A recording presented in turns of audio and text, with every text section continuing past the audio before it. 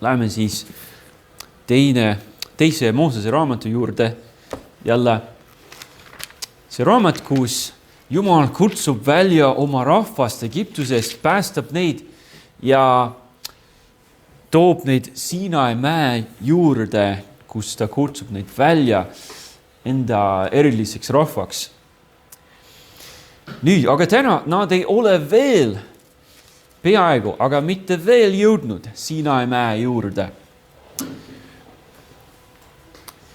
Aga täna õpime, kuidas olla edukas lahinguväljal. Nüüd, nagu teil on näha, mul on selline sõjamängu hobi, millega ma tegelen.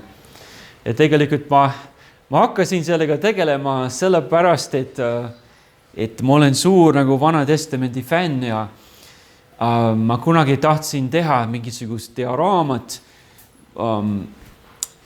Ja ma vaatasin, et kas saab tellida nagu väikeseid nagu sõdureid ja Vana Testamendi ajast ja siis ma avastasin, et on palju inimesi, kes mängivad mänge nende sõduritega ja eriti Inglismaal ja Ameerikas ka ja see on levinud igale poole nüüd, et mehed, mõned noored, mõned vanad, aga nad istuvad ja mängivad nende sõduritega ja teevad lahinguid.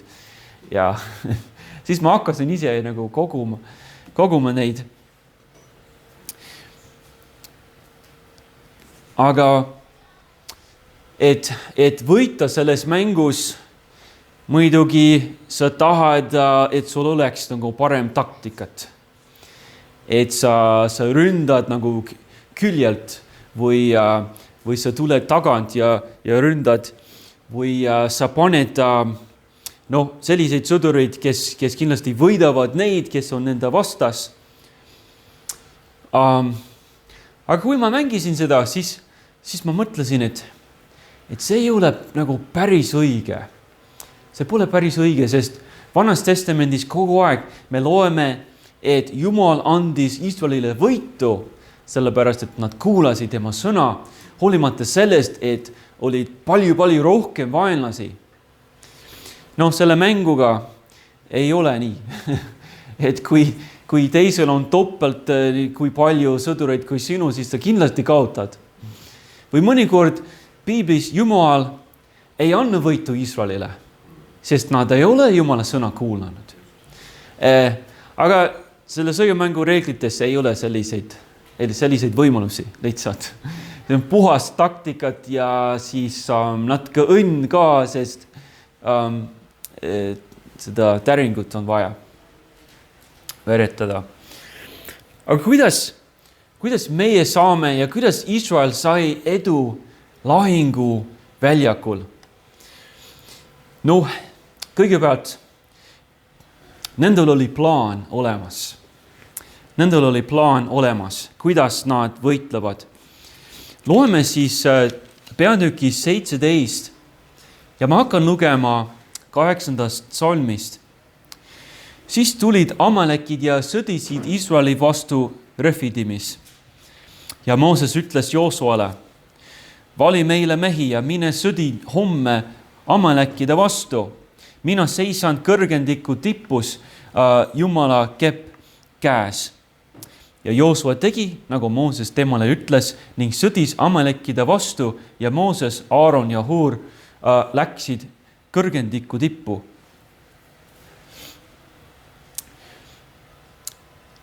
Iisraelased läksid Jumala mäe juurde, Jumala mäe poole. Nad ei olnud veel jõudnud, aga üks sõjakas rahvas, Amalek, tuli neile järgi ja nemad mõtlesid, et sõdida Iisraeliga ja ma kujutan ette, et nad mõtlesid ja võib-olla teadsid, mida Iisrael oli teinud Egiptusele. Et Iisraelil oli kaasas palju kulda, palju hõbedat, kallid riideid ja nii edasi, me teame. Aga sõjariistu ja sõjavarustust nad vist eriti nendel ei olnud seda. Amalek mõtles, et no üks suur magus amps ja väga kerge ja selline maasikas me läheme ja me võtame. Aga Moosesel oli plaan ja tema plaan oli see, et Joosua juhataks kogu seda lahingut. Ja tegelikult siis Joosual oli see plaan, kuidas Amalekide vastu sõdida. Mooses oli juba näinud, et Joosua on osav kindral. Ma ei tea, millist tööd Joosua tegi seal Egiptuses.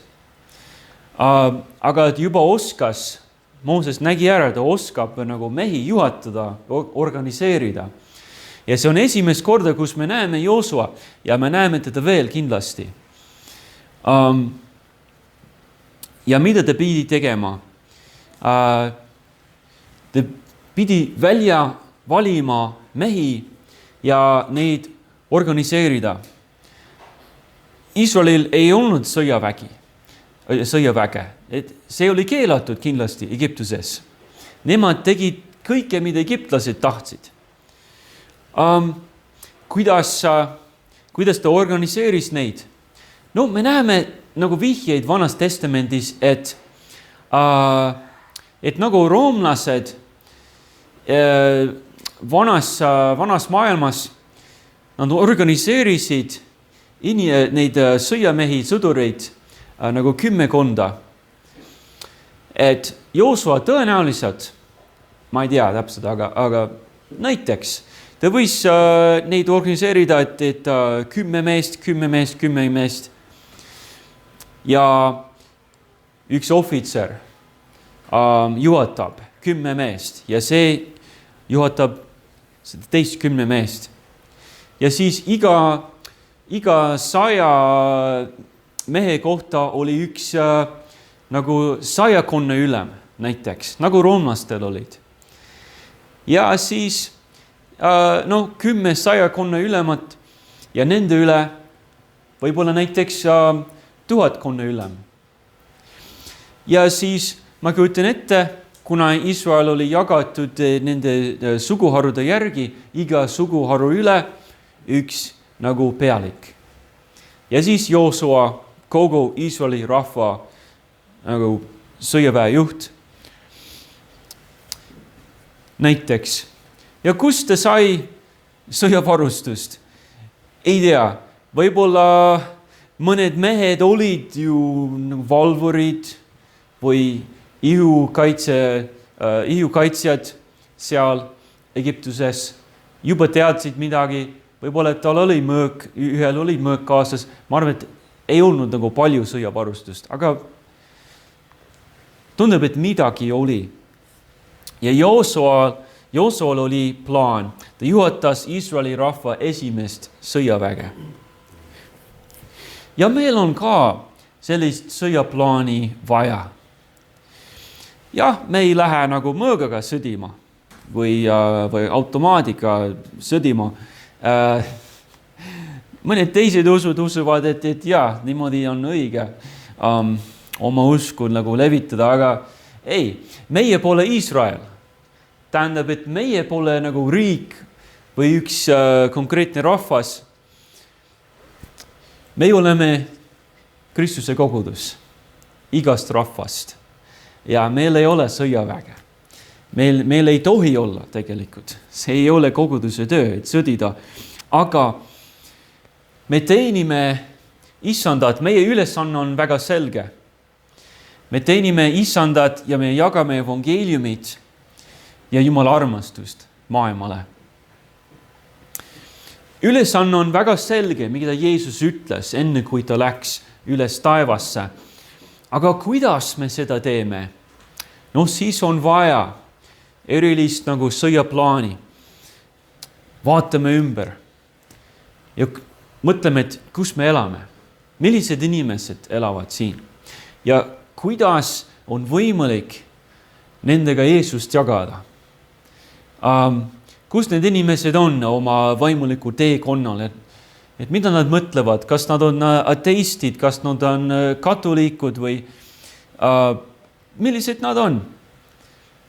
Ma arvan, et lihtsalt tuleb võib-olla istuda või seista koos kohvilaua ümber peale Jumala teenistust ja arutleme natuke, mõtleme natukene. No oleme mõelnud, arutlenud enne, aga kogu aeg, et nagu täpsustada, mis on meie sõjaplaani, meie lahinguplaani. Ja Jumal on andnud selliseid inimesi kogudusele. Ta on andnud erinevaid inimesi, erinevaid vaimuande kogudusele. Ja ta on ka andnud selliseid, kes oskavad organiseerida, nagu Joosua. Näiteks kirjas roomlastele peatükis 12 ja Salm 8, kus Paulus annab väikest nimekirja erinevatest vaimuandidest, on üks selline inimene, kes teist juhatab. Ta kirjutab, kes teist juhatab, olgu innukas. See on üks vaimuand, kes teist juhatab. On selliseid, kes loomulikult nagu oskab seda. Inimesed kippuvad nagu sellise poole vaatama, et no mida me teeme, mis on plaan, sest nad teavad, et tema oskab. On selliseid inimesi koguduses. Ja selliseid on vaja. Nüüd, et oleks edu lahinguväljal, meil on plaani vaja. Aga meil on ka personali vaja. Tähendab inimesi. Et kellega me teeme seda? Vaatame siis Joosua. Joosua valis välja mehi sõjaväele.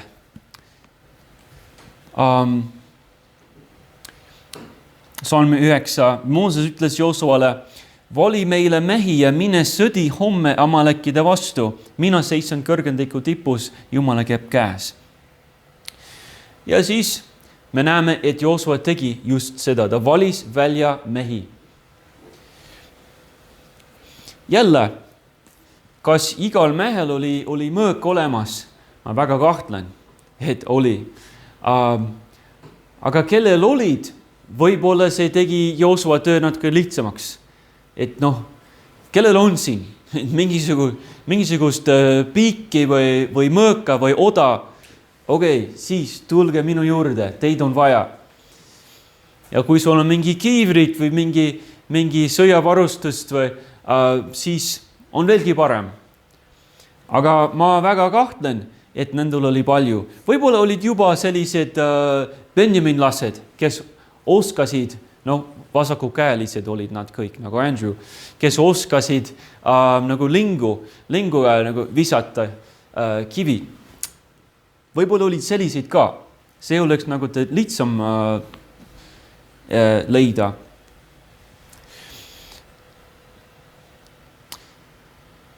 See tuletab meelde nagu Gideon, kes valis välja mehi.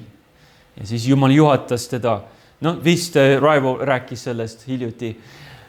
Ja Jumal juhatas teda, kuni ta oli valija välinud ainult 300. Aga nemad olid täpselt need õiged mehed selle ülesanne jaoks, selle operatsiooni jaoks. Joosual oli kindlasti rohkem kui 300, ma olen päris kindel. Sest me teame 4.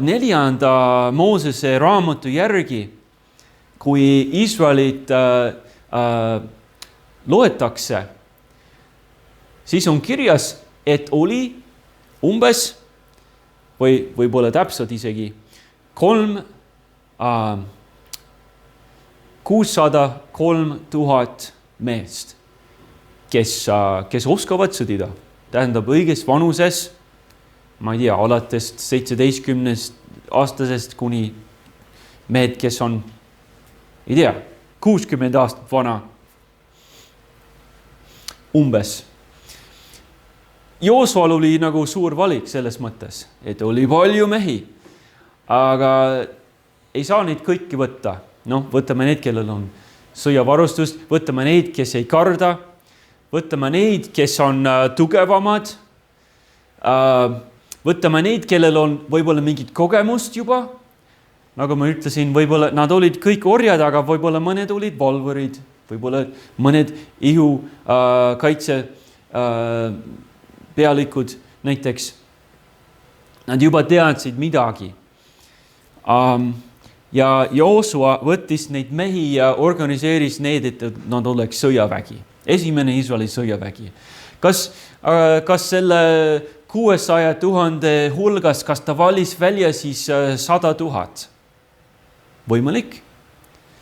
Või iga 10 mees, ainult 60 000. Ma ei tea, kui palju ta leidis üles. Aga ta valis neid välja, neid õiged mehed. Ja me oleme kogudus jälle, aga meie valime välja ka tublid Kristuse sõdurid. No, Uus Testament ütleb vahel, et me oleme nagu sõdurid. Teises kirjas Timoteusele, Paulus kirjutab Timoteusele, et pea vastu nagu tubli sõdur. Ja kus me leiame neid sõdureid?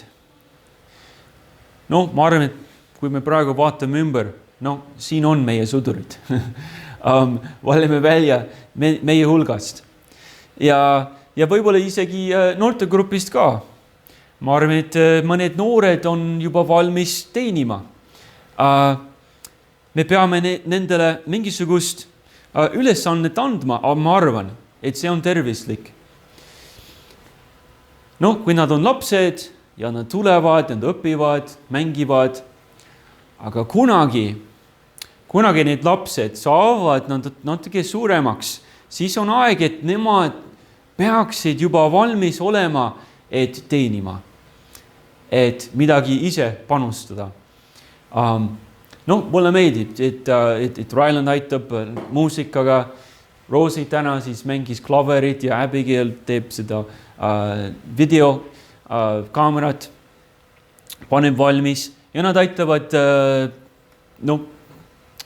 teistest kohtades ka. No, näiteks kui pakkusime seda kakaod inimestele, et evangeeliumit jagada, siis Ryland ja Abigail oli seal iga kord. Ja siis, kui Rosie oli meiega, siis tema aitas ka. Et me peame neid nagu panna teenima, ma arvan. Et see on väga hea. Mulle meeldis isegi, kui see oli meie jõulud jumalateenistusel. Viimasel hetkel ma küsisin Gabrieli käest, et kas sa tahad ka piibliteksti lugeda kõigi ees, ja ta oli nõus ja ta tegi ja väga nagu tublisti tegi. Et nii peaks olema. Me valime välja neid sõdurid meie enda hulgast. Meil teist võimalust ei ole. Personali on vaja. Inimesi. Joosua leidis inimesi ja meil on oma inimesi siin. Aga kolmandaks, et oleks edu lahinguväljakul, meil on vaja päästjat. Nüüd ma panin sõna päästjat, sest ma tahtsin, et oleks algas sama tähega. Ma tavaliselt ei tee seda. Sest tegelikult ma oleks pidanud panema nagu Jumalat või Isandat, aga ma panin päästjat. Inglise keeles power of God, sest ma ei leidnud mingisugust B-tähega sõna. Nii. Nendel oli päästjat vaja, tähendab, et Jumala väge vaja. Loeme siis, kuidas see käis. Psalm 10. Ja Joosua tegi, nagu Mooses temale ütles, ning sõdis Amalekide vastu ja Mooses, Aaron ja Huur läksid kõrgendiku tippu. Nüüd, ja sündis, et nii kaua, kui Mooses hoidis oma käe ülal, oli Iisrael võidukas. Aga kui ta laskis oma käe vajuda, siis oli Amalek võidukas. Aga kui Moosese käed väsisid, siis nad võtsid kivi, asetasid selle temale alla ja ta istus selle peale ning Aaron ja Hur toetasid tema käsi. Üks siitpoolt ja teine sealt poolt, siis ta käed seisid kindlalt kuni päikese loojakuni. Ja Joosua võitis mõõgateraga Amaleki ning tema rahva. Nad said aru, et nendel olid Jumalat vaja, päästjad, Jumala väge. Nendel oli plaan olemas ja inimesi, personal olemas. Aga kui Jumala kepp, kui Mooses ei hoidnud Jumala kepp üles, siis nad hakkasid kaotama. Me võime ette kujutada, nagu mul on pildi seal, et siin pool on Iisraeli sõdurid, siin pool on Amaleki sõdurid. Nad tulevad kokku ja sõdivad. Et mõistsel ajal tihtipeale oli nii, et no kes said tegelikult nagu tappa ja mõõgaga lüüa? Ainult need, kes olid kõige ees. Ainult mõned mehed, mida kõik teised tegid. No nemad nagu pressisid, nemad vajutasid, nad tahtsid nagu vaenlasi kätte saada, et see alati muutus nagu tõukamise nagu võistlust. Et kes tugevamini nagu lükkab teisi. Ja kui üks hakkas võitma ja lükkas, siis kunagi need vaenlased, nende sõjarivistus lihtsalt kukkus kokku ja nad hakkasid põgenema. Ja siis nemad, kes võitsid, nad tapsid neid hästi palju ja ajasid neid taga. Võime ette kujutada, mis toimub. Alguses Mooses, ta on suur mees. Ta oli, ma arvan, et tugev mees ka. Hoidis Jumala kepp üles. Joosua võidab, sest tal on hea plaan. Ta teab, mida ta teeb. Ja tal on tublid mehed. Aga no kui kaua ta oskab seda teha? No näiteks üks harjutus, et hoia seda tooli nii kaua, kui oskad. No mõni minut, paar minutit, siis see tool hakkab nagu väga raskeks. Ma ei hakka seda tegema. See hakkab väga raskeks, me kõik teame. Mooses hoiab nagu üle pea selle Jumala kepp. Oi, kui raske see hakkab. Aga nii pea, kui käed väsisid, no alguses Joosua mehed, nad lükkasid ja peaaegu olid nad võit käes. Amaleki rivistus hakkas nagu värisema, aga nüüd see kepp läheb alla. Joosua mehed peatuvad ja siis hakkavad tahapoole astuma, sest nüüd Amalek hakkab võitma. Nüüd on oht, et Iisraeli rivistus kukkub kokku ja nad hakkavad põgenema, siis on suur kaotus ja Amaleki sõdurid jõuavad siis leirini ja lasteni. Pane jälle üles Mooses, Jumala kepp. Nüüd jälle Amalekid peatuvad ja Joosua mehed tõukavad, lükkavad ja hakkavad võitma edasi-tagasi. Aaron ja Hur, nad said kohe aru, mis toimub. Meil on vaja Jumalat, sest see kepp, see näitas, et Jumal aitab. Selle sama kepiga siis Jumal muutis selle Niiluse jõe vereks. Selle samaga ta tegi teed keset merd ja päästid neid. Selle sama kepiga nüüd on ta löönud seda kalju ja nad said vett. Ja nüüd, kui Jumal aitab, siis nad võidavad. Aga kui mitte, siis ei võida, siis mida nad tegid, nad panid selle kivi tema juurde, ta istus maha nii, et nemad said üles hoida Moosese käed. Ja siis kepp jäi üleval. Ja siis oli nii, et Joosua mehed, nad lükkasid, tõukasid ja siis lõpuks Amaleki mehed kukkusid ümber, hakkasid ära põgenema ja tuli suur võit Iisraelile. Sest nad said aru, et meil on plaan, meil on personal, aga meil on vaja päästjat. Muidu on suur kaotus. Et meil on ka vaja, et loodame Jumala peale. Võib-olla meil on nagu hea plaan, et nüüd me juba saame aru midagi eestlastest ja kuidas evangeeliumit jagada. Ja võib-olla meil on mõned tublid sõdurid siin, aga kui Jumal ei õnnista, siis on mõttetu. Siis, võib-olla mitte mõttetu, aga ei õnnestu. Natuke varem me lugesime laulude raamatust laul 127. See on Salomoni laul, huvitav. Ta kirjutas, kui Issand ei ehita koda, tühja vaeva näevad siis ehitajad temaga. Need sõnad on väga huvitavad, kui me tuletame meelde, kes see Salomon oli. Tema oli Iisraeli kõige vägevam, kõige rikkam kuningas. Kõige suurem kuningas ehitaja ehitas Jumala templit, mis oli üks maailma ime sel ajal. Ta võttis rohkem aega, et enda koda endale ehitada, kuninga paleesi. Tema ehitas Jerusalem valmis.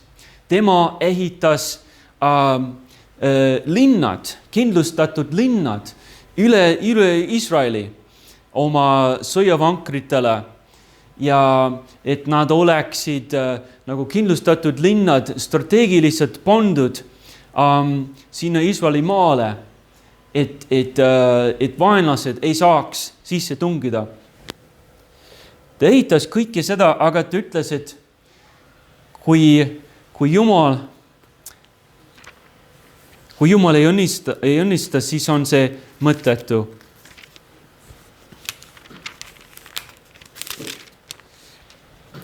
Ütles, kui Issand ei ehita koda, tühja vaeva näevad, siis ehitaja temaga. Siis ei õnnestu. Aga Jumal oli Salomoniga ja ta teadis seda. Jumal õnnistas Salomonit ja tema rahvast, tema kuningriiki sellepärast, et Taavet oli olnud nii ustav.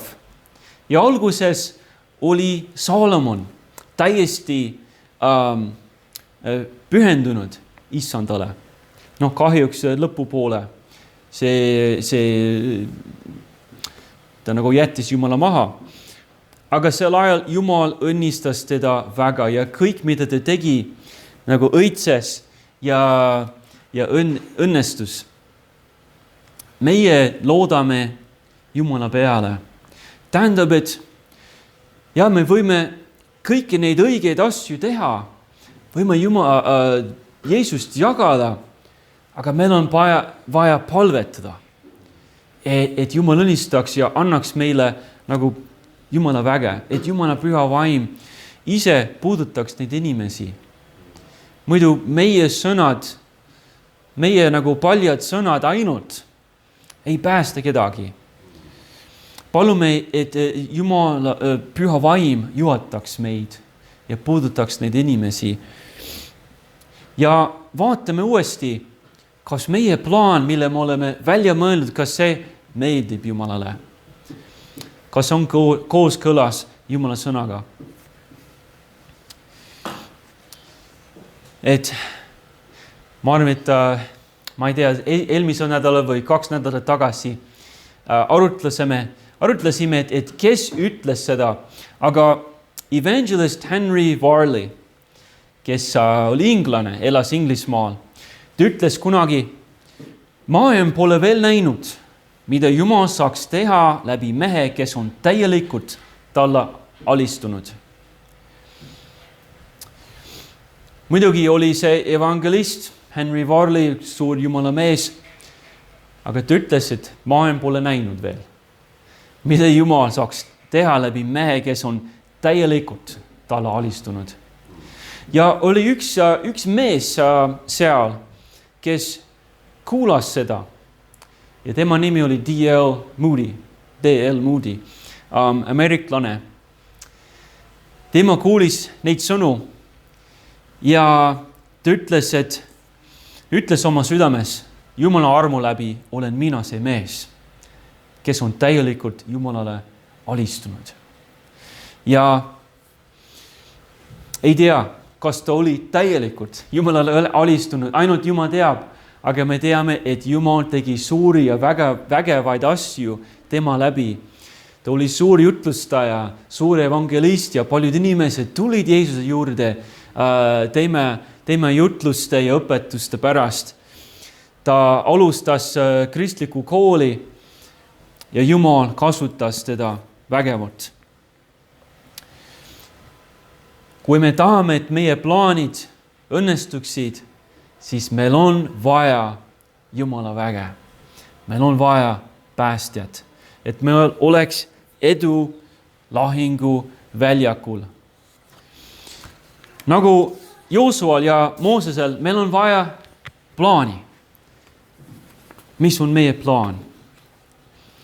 Ma arvan, et meil on mingisugune plaan olemas, aga ma arvan, et me võiksime natuke täpsustada.